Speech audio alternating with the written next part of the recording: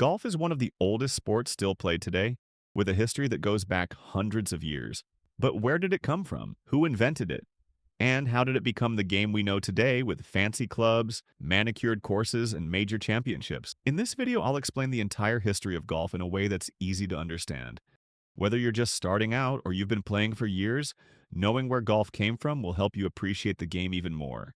Let's start at the very beginning, where golf was actually invented. The origins of golf.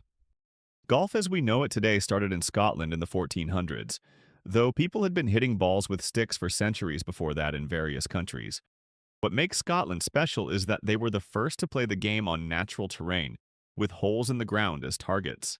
The sandy coastal areas called links provided perfect natural golf courses with dunes, rough grass, and firm ground. The earliest written record of golf in Scotland dates to 1457, when King James II actually banned the game because too many people were playing golf instead of practicing archery, which was needed for national defense. The old course at St. Andrews, often called the home of golf, has been played on since at least the early 1400s. It's still playable today and looks much like it did centuries ago, making it one of the oldest golf courses in the world. The word golf probably comes from the Scottish word goof, or the Dutch word kolf, both meaning club or stick. Early golf was played with wooden clubs and balls made of leather stuffed with feathers. Early golf equipment. The equipment used in early golf was very different from what we use today. Understanding how equipment evolved helps explain how the game changed over time. What makes early golf equipment interesting is how primitive it was compared to modern clubs and balls. Players had to be incredibly skilled to play well with these basic tools. The first golf balls were called featheries, leather pouches stuffed tightly with boiled goose feathers. Making one ball took several hours and they were expensive. They also didn't work well in wet weather because the leather would absorb water. In the mid-1800s, the gutty ball was invented, made from the dried sap of the gutta percha tree. These balls were cheaper, more durable, and performed better than featheries. Golfers discovered that nicks and patterned surfaces made balls fly farther, inspiring the dimpled designs used today. This made golf more accessible to regular people, not just the wealthy. Sets mixed wooden-headed woods and hand-forged iron clubs, almost always with hickory shafts. Steel shafts were legalized in 1929 and became standard in the 1930s. The modern rubber core ball was invented in 1898 by Coburn Haskell, revolutionizing the game by allowing balls to fly much farther. This is when golf started to look more like the game we play today. The first golf rules. Golf needed official rules as it became more popular. The first written rules helped standardize the game so everyone played the same way. What makes the early rules important is that they established golf as a fair, organized sport rather than just a casual game. Many of these original rules still form the basis of modern golf rules. The first written rules of golf were created by the gentlemen golfers of Leith in Edinburgh, Scotland in 1744. There were only 13 rules compared to the detailed rule book we have today. The Royal and Ancient Golf Club of St. Andrews, R&A, was founded in 1754 and eventually became the governing body for golf rules worldwide, except in the United States and Mexico, where the USGA governs. Early rules covered basics like playing the ball as it lies, not moving obstacles, and how to handle lost balls. St. Andrews standardized 18 holes in 1764. Formal concepts like par and handicaps spread widely in the late 1800s. The USGA launched a national handicap system in 1911. Golf comes to America. Golf arrived in America much later than in Scotland, but once it took hold, it grew rapidly and eventually became one of the country's most popular sports. What makes American golf history interesting is how quickly the game grew from a curiosity to a major sport, with millions of players and world-class courses. The first permanent golf club in America was St. Andrews Golf Club in Yonkers, New York, founded in 1888. A group of men who had learned golf in Scotland created a rough three-hole course in a cow pasture. The United States Golf Association, USGA, was founded in 1894 to govern the game in America. In 1895, it conducted the first U.S. Open and U.S. Amateur Championships. Early American golf was primarily a sport for the wealthy, played at exclusive private clubs. Public golf courses didn't become common until the early 1900s, when the game started reaching middle-class Americans. By the 1920s, golf had exploded in popularity in America, with thousands of courses built across the country. This was partly due to the rise of golf heroes like Bobby Jones and Walter Hagen, who captured the public's imagination. The Major Championships. The Major Championships are golf's most prestigious tournaments. Understanding their history helps explain why they're so important to the game. What makes the majors special is their history and tradition. Winning a major championship is the ultimate achievement in professional golf, more important than any other tournament. The Open Championship, often called the British Open, is the oldest major, first played in 1860 at Prestwick Golf Club in Scotland. It was originally just called the Open because it was the only major championship at the time. The U.S. Open started in 1895, just 1 year after the USGA was founded. It quickly became America's most important golf championship and remains one of the toughest tests in golf. The PGA Championship began in 1916 as a match play event for professional golfers. It switched to stroke play in 1958 and is now one of the 4 majors. The Masters is the youngest major, first played in 1934 at Augusta National Golf Club in Georgia. It was created by Bobby Jones and Clifford Roberts and quickly became the most prestigious invitation-only tournament in golf. If you're enjoying this journey through golf history, hit that subscribe button right now and tap the bell icon so you don't miss future videos that dive deep into the game we all love. I'm committed to bringing you content that's both entertaining and educational, helping you appreciate golf on a deeper level. Drop a comment below, telling me which part of golf history you find most interesting. I read every comment and love hearing from you. Now let's get into how golf became the modern game we know today, with legendary players who changed everything. The Golden Age of Golf.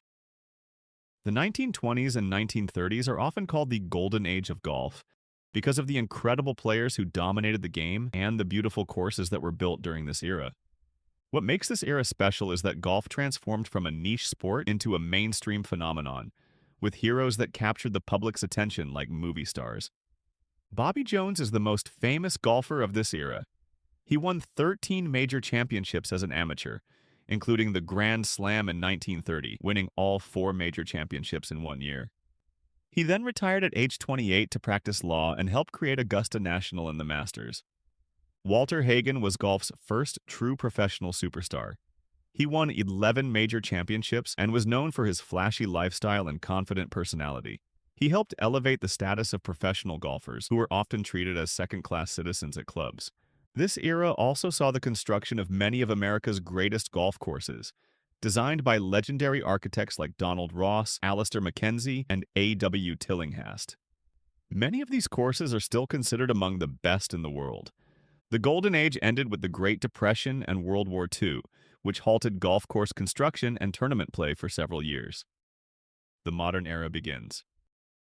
After World War II, golf entered its modern era with the rise of television, increased prize money, and players who became household names.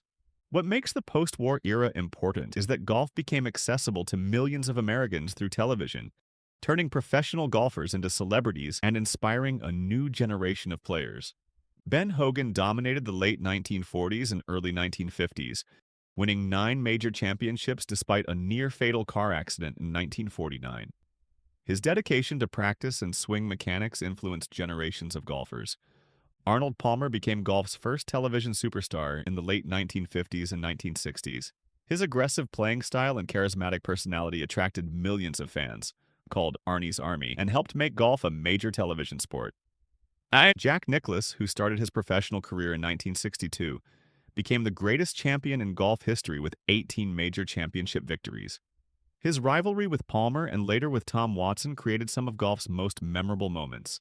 The PGA Tour was formally established in 1968 when tournament players broke away from the PGA of America to form their own organization. This professionalized tournament golf and led to the massive prize money and global reach we see today. Tiger Woods changes everything. No discussion of golf history is complete without Tiger Woods, who transformed the game in ways no one could have imagined. What makes Tiger's impact so significant is that he didn't just dominate golf, he changed it forever, bringing new levels of athleticism, prize money, and global attention to the sport. Tiger burst onto the scene by winning the 1997 Masters by 12 strokes at age 21, the largest margin of victory in tournament history. His combination of power, precision, and mental toughness was unlike anything golf had seen. From 1997 to 2008, Tiger was virtually unstoppable, winning 14 major championships and spending a record 281 consecutive weeks as the world's #1 ranked player. He made golf cool for a new generation. Tiger's dominance led to massive increases in prize money, television ratings, and youth participation in golf. Courses were lengthened to Tiger-proof them, and players started focusing more on fitness and athleticism. After personal struggles and multiple back surgeries, Tiger's comeback victory at the 2019 Masters, his 15th major championship, is considered one of the greatest comebacks in sports history. Golf, today and tomorrow. Modern golf continues to evolve with new technology, changing demographics, and efforts to make the game more accessible and faster paced. What makes modern golf exciting is that it's constantly adapting while respecting its traditions. The game honors its history while embracing changes that make it better for players and fans. Equipment technology has advanced dramatically. Modern drivers with titanium faces and graphite shafts allow players to hit the ball farther than ever. Golf balls are engineered with multiple layers for optimal performance. The game is becoming more diverse and inclusive. Players from around the world now compete at the highest levels, and efforts are being made to make golf more accessible to people of all backgrounds and income levels. New formats like match play events, team competitions, and shorter tournament formats are being introduced to attract younger fans and speed up play. Golf returned to the Olympics in 2016 after a 112-year absence. The future of golf looks bright, with young stars like Scottie Scheffler, Rory McIlroy, and others carrying the game forward while respecting the traditions that make golf special. So, there you have it, the entire history of golf explained. From its origins on the Scottish coast to the modern global sport we know today, golf has an incredible story spanning hundreds of years. Understanding golf's history helps you appreciate why certain traditions exist, why the major championships are so important, and how the game has evolved while maintaining its core values of integrity and sportsmanship. The next time you play, remember that you're part of a tradition that goes back centuries. Hit that like button if you enjoyed this journey through golf history, and I'll see you on the course.